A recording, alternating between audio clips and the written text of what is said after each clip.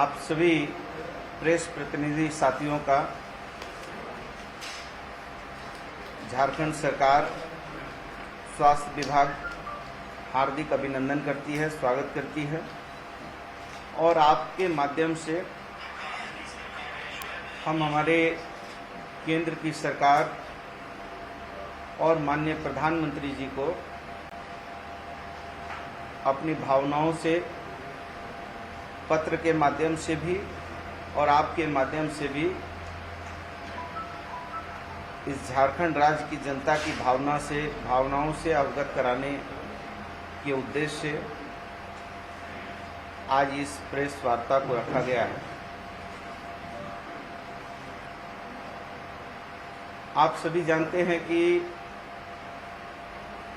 कोविड-19 का ये दूसरा चक्र पहले चक्र की तुलना में काफ़ी ज़्यादा जो है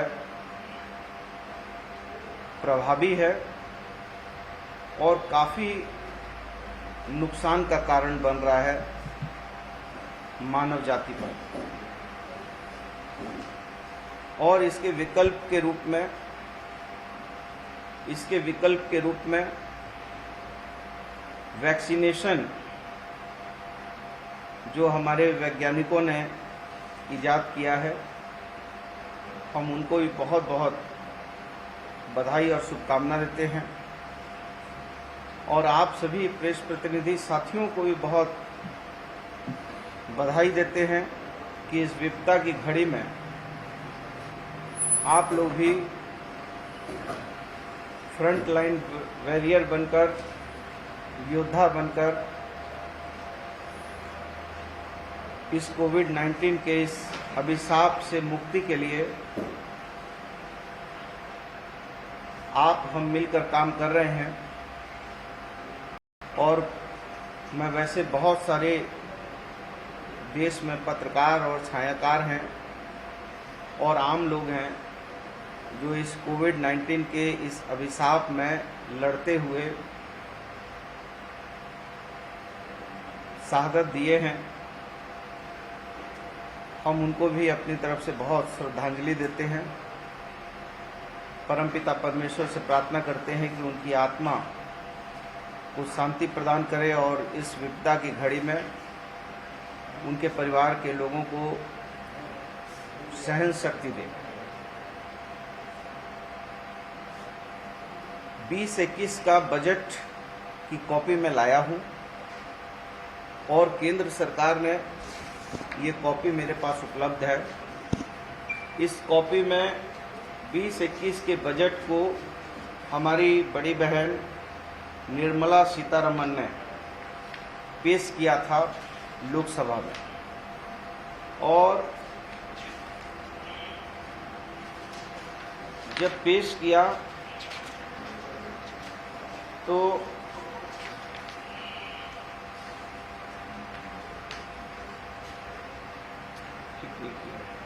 इसमें 35,000 करोड़ रुपया का, देखिए पॉइंट नंबर 38 में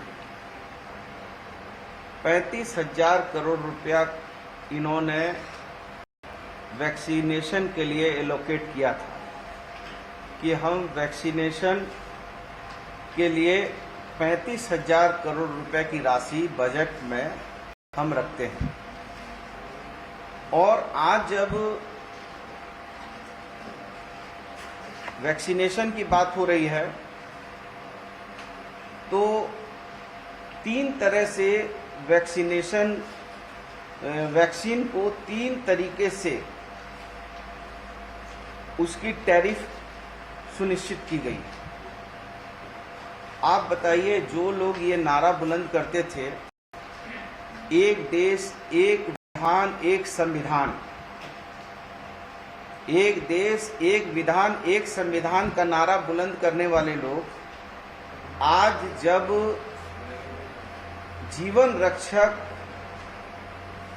दवा वैक्सीन के रूप में भारत के लोगों को जान बचाने के लिए जरूरी है, तो उसको 3 तरह से 3 कैटेगरी में बांट दिया है।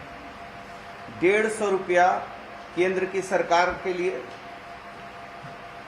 300 रुपया कर दिया है स्टेट गवर्नमेंट के लिए, 400 था उसको 100 घटाया है, और 600 रुपया का एक वैक्सीन कर दिया है इन्होंने भारत बायोटेक, क्या नाम है उसका, भारत बायोटेक का, उसका 600 रुपया। तो आप एक चीज मैं आपके माध्यम से जरूर ये कहना चाहता हूं कि आप नारा बुलंद करते हैं एक देश एक विधान एक संविधान, और जब जान बचाने के लिए ये वैक्सीन की जरूरत है तो इस वैक्सीन को भी 3 टैरिफ में बांट दिया। उसके बाद स्टेट गवर्नमेंट को ये कहा जा रहा है कि 18 से 45 साल की उम्र के लोगों को स्टेट गवर्नमेंट को उसके लिए राशि का भुगतान करना होगा।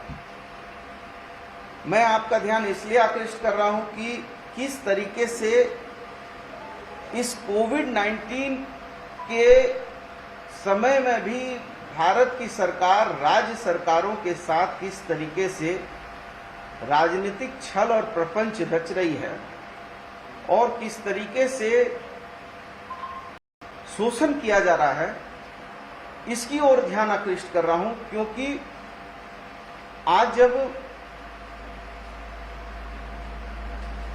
लोगों को फेडरल गवर्नमेंट का मतलब होता है कि संघीय सरकार का मतलब है एक दूसरे के साथ, हो सकता है कि हमारे राजनीतिक मतांतर हो सकते हैं, लेकिन हमारे राजनीतिक और वैचारिक मतांतर हो सकते हैं, लेकिन राष्ट्रहित, मानव हित, राज्य हित में हम दोनों सरकार एक दूसरे के साथ कदम से कदम मिलाकर चलने का काम करेगी। लेकिन आप बताइए कि 35,000 करोड़ में मैंने एक पत्र लिखा है, हमारे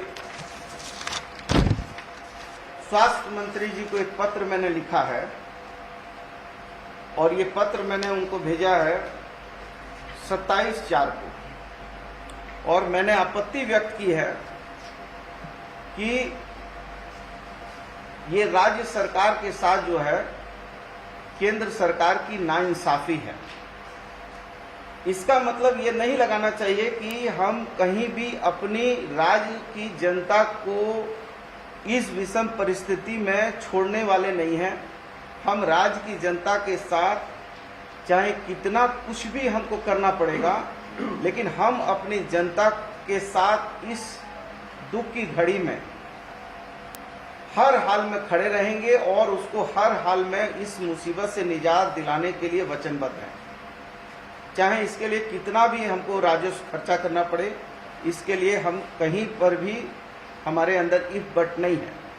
लेकिन चूंकि केंद्र ने ये बजट का जो एलोकेट किया है और 150 रुपया के हिसाब से यदि उनको वैक्सीन मिल रही है, एक तो ये जितनी कंपनियां हैं इन कंपनियों को भारत सरकार ने अत्याधिक सुविधाएं दी, अत्याधिक इनको जो है हर तरह से सुविधा दी, आर्थिक से लेके सब कुछ सुविधा दी, और इसके बावजूद यदि ये कंपनियां अर्थ दोहन का इस आपदा को अवसर और अर्थ मोचन का माध्यम बनाएंगी तो निश्चित है कि इसके बारे में बोलना उचित होगा। और जबकि केंद्र सरकार ये कह रही है कि हमने 35,000 करोड़ वैक्सीन के लिए एलोकेट किया है, तो 100 करोड़ लोग होंगे या 110 करोड़ लोग होंगे, कुल मिलाकर आप देखेंगे तो 118 करोड़ 40 लाख लोग हैं। और 118 करोड़ 40 लाख लोग को यदि 300 रुपए के हिसाब से भी जो केंद्र ले रही है, तो 300 रुपए के हिसाब से भी यदि गुणा करेंगे तो मैं समझता हूं कि 35,440 करोड़ के आसपास, इसी के आसपास, मैं तो कॉमर्स का स्टूडेंट नहीं हूं लेकिन मोटे तौर पे बता रहा हूं कि इसी के आसपास रुपया होगा। तो 35,000 करोड़ तो इन्होंने इसमें बजट में लाया है, और 400 करोड़ रुपए दे देंगे तो किसी राज्य को फिर तो वैक्सीनेशन के लिए जो है पैसा लगाने की जरूरत नहीं होगी। और फिर जो है ये 3 तरह का टैरिफ क्यों, 3 तरह का ये जो है टैरिफ क्यों निर्धारण हुआ है।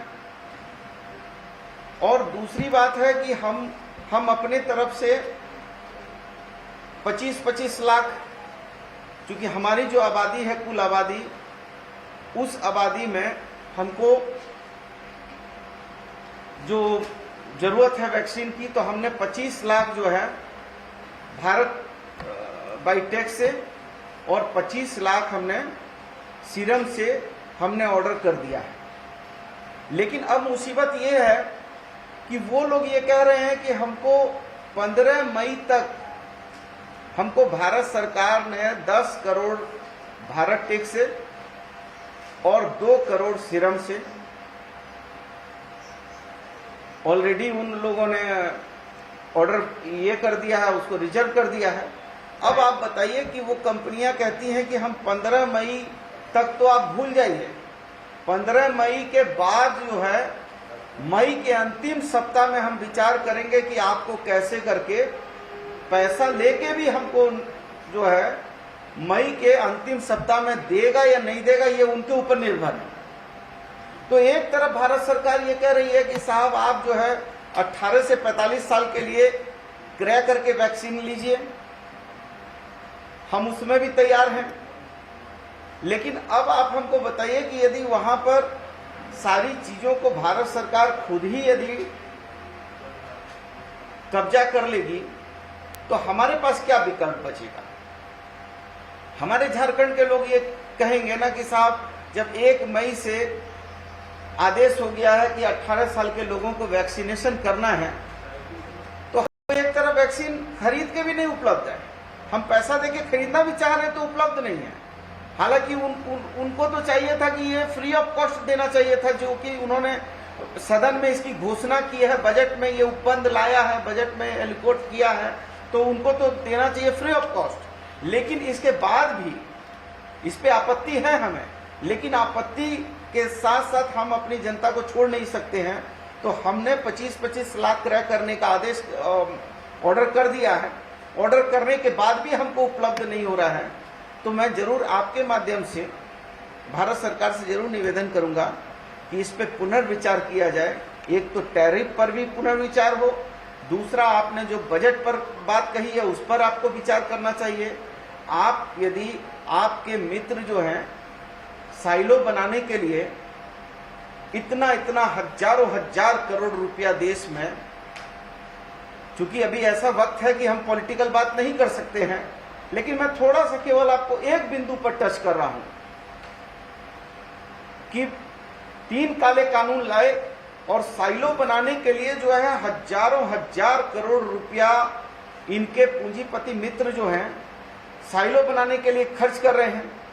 लेकिन आप देखिए कि ऑक्सीजन का प्लांट पूरे देश में 41 है और 7 महाराष्ट्र में है, 6 हमारा झारखंड में है, और यूपी गवर्नमेंट इनकी इतनी बड़ी गवर्नमेंट है, वहां मात्र 2 है।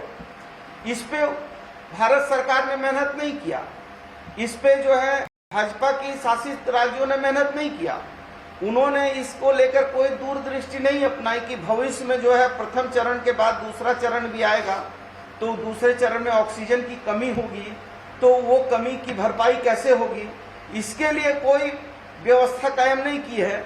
लेकिन व्यवसायिक मित्रों को कैसे करके लाभ दिया जाए और अन्नदाता को भी कैसे जो है बंधुआ मजदूर बनाया जाए, इस पे विचार जरूर हुआ है। तो हम आपके माध्यम से ये आपत्ति व्यक्त करते हैं और जनता को ये हम विश्वास देना चाहते हैं कि झारखंड सरकार जियो और जीने दो के नारे के साथ चल रही है और हम कटुता के साथ कोई काम नहीं करेंगे।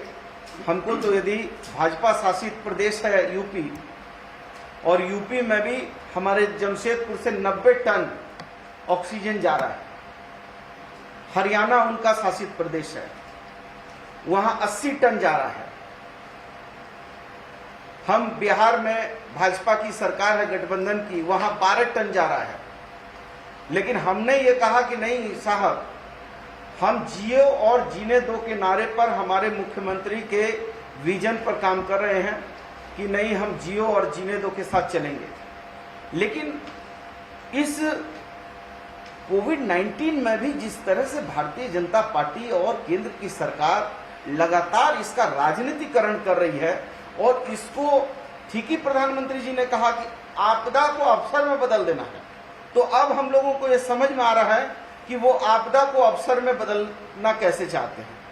और मुझे बड़ा ताज्जुब भी होता है कि ये देश पूरी दुनिया का विश्व गुरु था, विश्व गुरु है, विश्व गुरु रहेगा, लेकिन इसके बाद विश्व का महानायक बनने के लिए आप रोज पाकिस्तान को 1000 गाली देते हैं, लेकिन 45 लाख डोज आपने पाकिस्तान को दे दिया।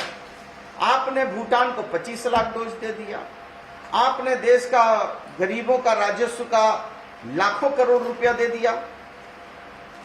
लेकिन गरीब इस ट्राइबल स्टेट, हमारा बैकवर्ड स्टेट, पिछड़ा स्टेट के लोगों को आप वैक्सीनेशन देने के लिए, रेमडेसिविर देने के लिए, हमारा जो है और दवाइयां देने के लिए और संसाधन देने के लिए आपके पास नहीं है। यह है 20 लाख करोड़ रुपया। अभी आप जानते हैं 8 करोड़ कुछ लाख रुपया भी भेजा गया है। आप बताइए कि 8 करोड़ 40 या 50 लाख के आसपास भेजा गया है। आप बताइए कि क्या ये हम लोगों की गाल पे तमाचा नहीं है? क्या ये ऊँट के मुंह में जीरा नहीं है? अभी आज से 2 दिन पहले जो है 8 करोड़ कुछ लाख रुपया भेजा गया है। आप बताइए इस तरह की क्या ये संघीय सरकार ऐसे चलती है? हमको रेमडेसिविर की जरूरत है हमारे हिसाब से रोज 4000, लेकिन हमारा अनुपात और गुजरात का अनुपात, गुजरात के मुख्यमंत्री बोलते, यूपी के मुख्यमंत्री बोलते हैं हमको रेमडेसिविर का कोई कमी नहीं है, हमको कोई संसाधन की कमी नहीं है, लेकिन हमारे यहाँ 20,000 रेमडेसिविर 21 अप्रैल से 30 अप्रैल तक के लिए 20,000 एलोकेट किया है और इसके बाद भी हमको नहीं मिल रहा है। हमने 2000 रेमडेसिविर असम से उधार लिया है। ऐसी विकट और विपरीत परिस्थिति में तो कम से कम जब बाढ़ और तूफान आती है तो सांप और चूहा भी पेड़ पे बैठ जाता है। दोनों वैचारिक दुश्मन होते हैं, लेकिन उसमें भी जो है जीव जंतु में भी ये जरूर होता है कि वो दोनों एक दूसरे को घात प्रतिघात नहीं करते हैं। लेकिन केंद्र की सरकार जिस तरीके से झारखंड राज्य के साथ सौतेला व्यवहार कर रही है, ये कहीं ना कहीं चिंता का विषय है। और इस चिंता के विषय को मैं आप सभी प्रेस प्रतिनिधि साथियों के सामने रखा हूं कि ताकि आपके माध्यम से हमारी भावनाएं हमारे प्रधानमंत्री जी के पास तक पहुंचे, हमारे केंद्रीय स्वास्थ्य मंत्री जी के कानों तक पहुंचे और शायद वो इस गरीब, आदिवासी, पिछड़ा, कमजोर राज्य के प्रति संवेदनशील हों और हमको जो है हमारे मरीजों के लिए रेमडेसिविर की रोज आवश्यकता है, 4000 तो कम से कम आवश्यकता है, तो कम से कम हम लोगों को ये सारी चीज़ें उपलब्ध कराई जाए। हम तो पैसा से क्रय करना चाहते हैं, हम तो फुकट में नहीं लेना चाहते हैं। पैसा से क्रय करने पर भी आप हमको नहीं दे रहे हैं, तो इसका मतलब है कि कहीं ना कहीं जो है 1 लाख मरीज हैं गुजरात में और वहाँ रेमडेसिविर दिया जाता है 1,65,000। हमारे यहाँ मरीज है 50,000, हमको दिया जाता है 20,000। वो भी 20,000 जो है वो 9 दिन 10 दिन के अंतराल में दिया जाएगा। अब बताइए कि ये अत्याचार है कि नहीं है। तो इसलिए मैं आपके माध्यम से अपनी बातों को रखा। यदि आप चाहें और किसी विषय में आप पूछना चाहेंगे तो मूल बात यह है, लेकिन बहुत लंबे सब्जेक्ट पे नहीं बात करते हुए इसी से रिगार्डिंग यदि आप कोई क्वेश्चन करेंगे तो मैं जवाब दूंगा। सवाल ये कि आम लोगों को समझाइए, 1 तारीख से 18 से 45 वर्ष तक के लोगों को आप वैक्सीनेशन करवा रहे हैं, पाने में सक्षम है, आपके पास वैक्सीन है, क्योंकि बहुत तेजी से लोग रजिस्ट्रेशन करा रहे हैं 18 से 45 वर्ष के बीच के लोग। देखिए, मैंने आपको पहले भी कहा कि 10 करोड़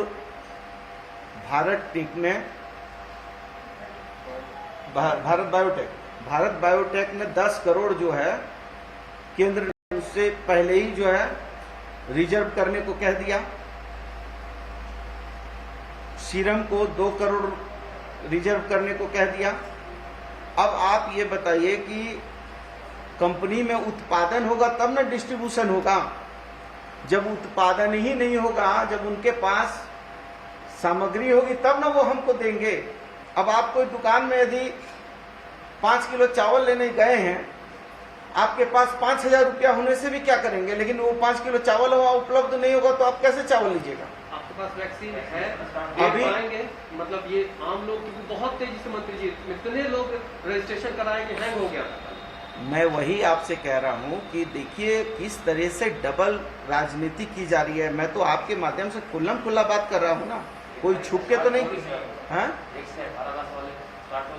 वही कह रहा हूँ, अभी तत्काल हमारे पास करीब करीब 2.5 लाख है, उसी के अप्रोक्सीमेट है।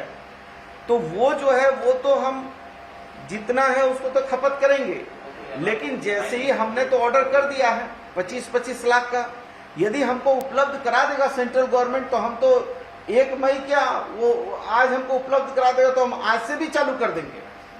हम तो तैयार खड़े हैं, हम तो पैसा देने के लिए तैयार हैं, लेकिन हमारे पास तो कोई ऐसा विकल्प नहीं है कि जो हमारे झारखंड में, अब हमारे झारखंड में ऑक्सीजन है, सरप्लस ऑक्सीजन है, तो हम तो अपने झारखंड का सरप्लस ऑक्सीजन जो है वो यूपी को भी दे रहे हैं, गुजरात को भी दे रहे हैं, दिल्ली को भी दे रहे हैं, बंगाल को भी दे रहे हैं, बिहार को भी दे रहे हैं। तो सर जो 2.5 लाख है वो तो पहला डोज और दूसरा जो पहले आया उसका मैं बता रहा हूँ आपको, वही तो बोल रहा हूँ, तो उसी में चला जाएगा। वो तो उसी में चला जाएगा। लेकिन आपसे मैं सवाल कर रहा हूँ कि आप मुझे बताइए कि आप भी झारखंड के प्रेस प्रतिनिधि साथी हैं, मैं आपसे पूछ रहा हूँ कि आप मुझे बताइए कि मैंने तो 25-25 लाख डोज का लिए ऑर्डर कर दिया है। अब यदि वो डोज नहीं उपलब्ध होने देंगे तो हमारे पास क्या विकल्प होगा? ये बताइए कि 1 तारीख सेशन हुआ है और जो रिक्वायरमेंट है उसको मीट करने के लिए आपके पास क्या संसाधन है? 1 तारीख के लिए मैं एग्जैक्ट अभी रजिस्ट्रेशन का आपको एग्जैक्ट जो है, अभी चूंकि एग्जैक्ट हर पल बढ़ रहा है तो एग्जैक्ट नहीं बता सकता हूं, लेकिन हम लोगों ने 18 से लेके 45 साल तक हम लोगों का कितना 1,57,00,000 कितना 1,57,00,000 लोग हमारे झारखंड के हैं जिनको हमको वैक्सीनेशन करना है, वैक्सीनेट होंगे वो। तो उसके लिए हम लोगों ने पहले चरण में, प्रथम दृष्टांत में, प्रथम चरण में हमने 25-25 लाख ऑर्डर कर दिए। अब वो जैसे ही, वो तो ये कह रहे हैं कि हम 15 मई के बाद ही आपको उपलब्ध कराएंगे, तो यदि वो उपलब्ध ही नहीं कराएंगे तो आप बताइए कि हम उसमें क्या कर सकते हैं? क्या बोल रहे हैं? नहीं, वो तो मैं कह ही रहा हूं आपको, वो तो 28 दिन के बाद जो है दूसरा डोज लेना है। तो हम तो प्रथम डोज की बात कर रहे हैं कि हमने 25-25 लाख मतलब 50 लाख ऑर्डर कर दिया। हमारे पास कुल जो है 1,57,00,000 लोग हैं जिसको करना है, हमको वैक्सीनेट करना है।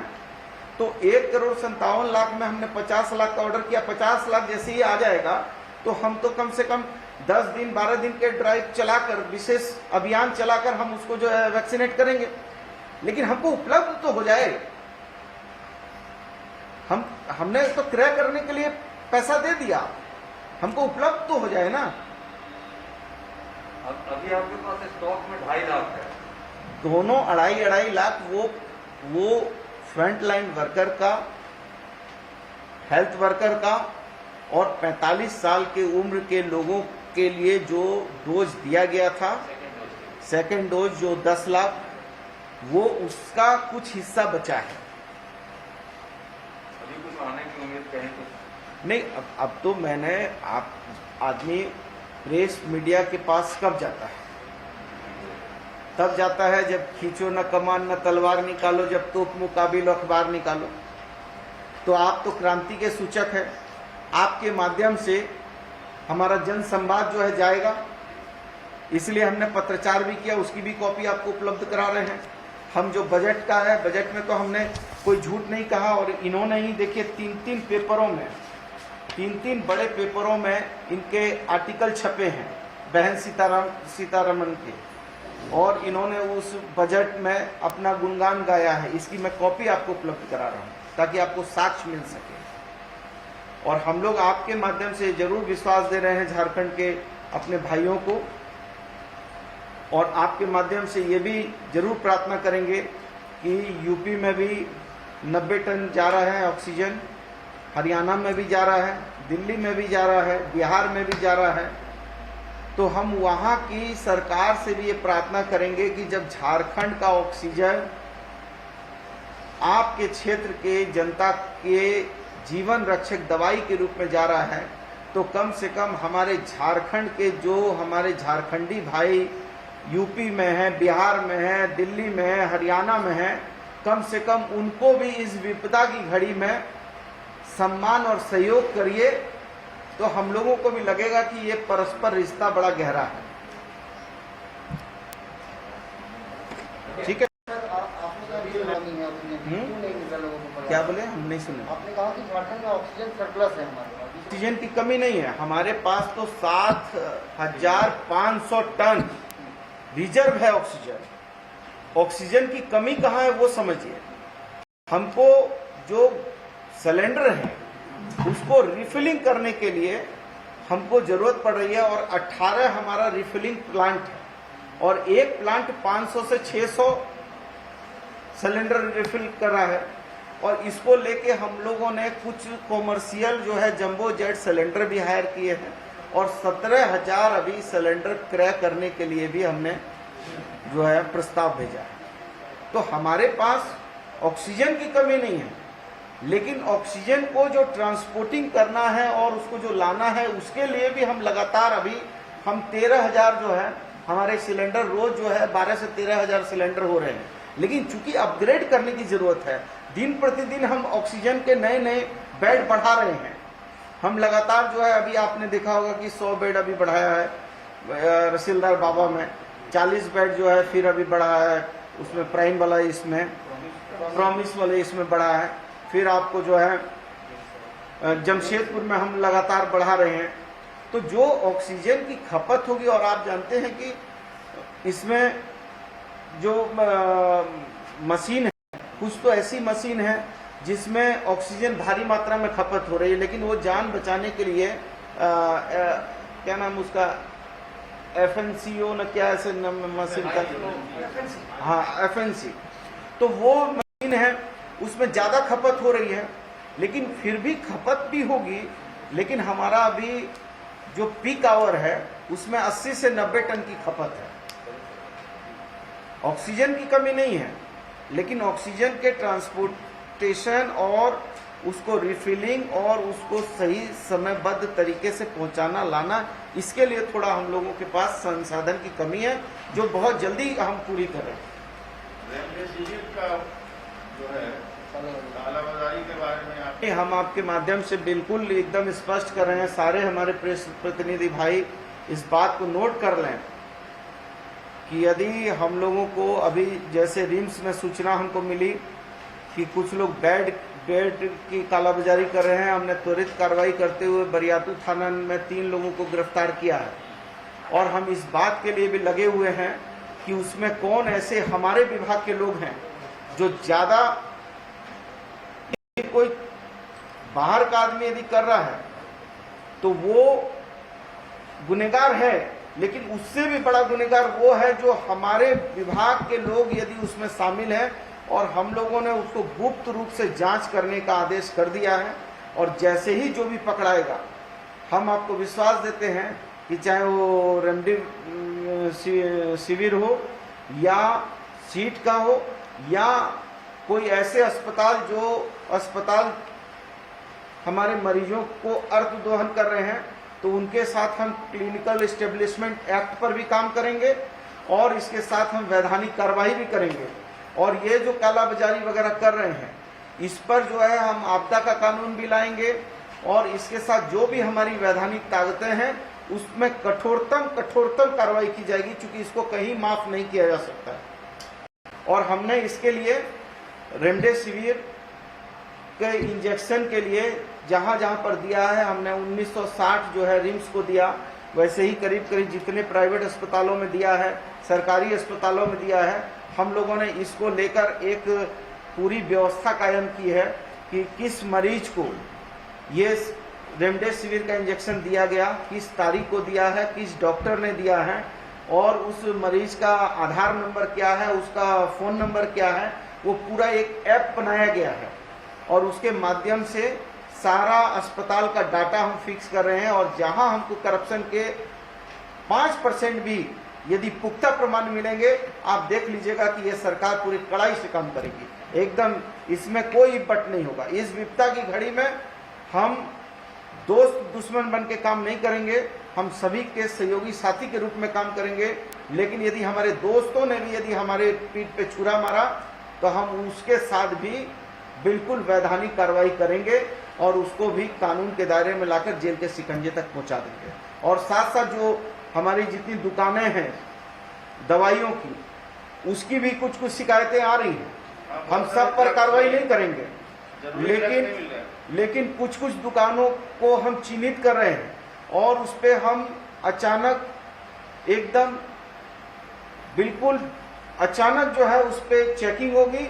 और यदि ये पता चल गया कि ये सामान ऑक्सीमीटर है या दवाइयां हैं, उसकी कालाबाजारी की या उसके तयशुदा दाम से दाम बढ़ा के बेचने का काम किया, तो उसके भी निबंधन को रद्द करेंगे। देखिए, आप फिर उसको गलत ट्रैक में ले जा रहे हैं। मौत का कारण वो नहीं है, मौत का कारण जो है ये मौत का कारण नहीं है। मौत का कारण ये है कि जो ये यूके स्ट्रेन आया है और ये डबल क्या बोलते हैं इसको, डबल म्यूटेशन का आया है और ये बहुत जल्दी जो है इसमें मोर्टेलिटी रेट बहुत ज्यादा हाई है। आप क्या सोचते हैं, क्या कभी आप कोई भी चाहेगा कि किसी की मौत हो? हम सारे लोगों का यदि बस चलेगा तो हम लोग सारे लोग, आदमी तो गाड़ी चलाता है, मुर्गा खाता है, लेकिन गाड़ी के आगे यदि मुर्गा आ जाता है तो मुर्गा को बचाने के लिए आदमी जो है गाड़ी पलट जाती है और आदमी मर जाता है। तो हम जिस चीज को खाते हैं उसको भी बचाना चाहते हैं, क्योंकि हम उसके प्रति भी उस समय मानवीय दृष्टिकोण होता है। तो हम हर हालत में अपने मरीजों को बचाना चाहते हैं और इसीलिए अपग्रेड कर रहे हैं। और लगातार आप देख रहे हैं कि बहुत तेजी में अपग्रेड किया जा रहा है और इसमें प्राय ऑक्सीजन बड़ा कारगर साबित हो रहा है। तो हम लोग ज़्यादा से ज़्यादा ऑक्सीजन के बेड बनाने पर विचार कर रहे हैं और वेंटिलेटर भी, इसकी जो बहुत ज़्यादा ग्रीवियस प्रॉब्लम है उसमें वेंटिलेटर का यूज होता है, अमूमन जो है साधारण में वेंटिलेटर का यूज नहीं होता है। मंत्री जी, मेरा फिर एक छोटा सा सवाल कि आपके लिए मैकेनिज्म क्या है, क्योंकि सब लोग चाहेंगे, आपके पास वैक्सीन कम है, 2.5 लाख बचा हुआ है, कुछ लोगों से भी अपील करेंगे कि धैर्य संयम के साथ मतलब जाए सेंटर पे, क्योंकि वहाँ फिर खबरें आएंगी बहुत भीड़ लग रही है, अनकंट्रोल हो रहा है, एक परिस्थितियाँ आएंगी। देखिए, ऐसा है कि हम समयबद्ध तरीके से कोशिश कर रहे हैं और लगातार केंद्र सरकार के साथ संपर्क बनाए हुए हैं, प्रयास चल रहा है और हम आशावादी लोग हैं, आशाओं में हम जीवन जीते हैं, निराशावादी नहीं हैं। और हम अभी भी आपके माध्यम से प्रार्थना कर रहे हैं कि तयशुदा समय पर केंद्र सरकार हमको उपलब्ध कराए ताकि झारखंड के लोगों को भी हम स्वास्थ्य लाभ की दिशा में कारगर रूप से इस औषधि का, इस वैक्सीन का टीका वैक्सीनेशन कर सकें ताकि यहाँ के लोगों की जान माल की रक्षा हो। युवाओं से क्या कहें जो लेना चाहते हैं? और युवा झारखंड के नौजवान बड़े ही समझदार और बड़े अपने राज्य के प्रति और देश के प्रति बड़े जिम्मेवार हैं और वो सारी स्थिति परिस्थितियों को समझते हैं और आज तक वो हमारे सहयोगी साथी के रूप में, हमारे दोस्त के रूप में काम कर रहे हैं और लगातार हमारा मनोबल ऊंचा कर रहे हैं। और हमको मालूम है कि वो बिल्कुल इस विपदा की घड़ी में अपने राज्य के हित के साथ वो खड़े हैं और वो हमेशा खड़े रहेंगे।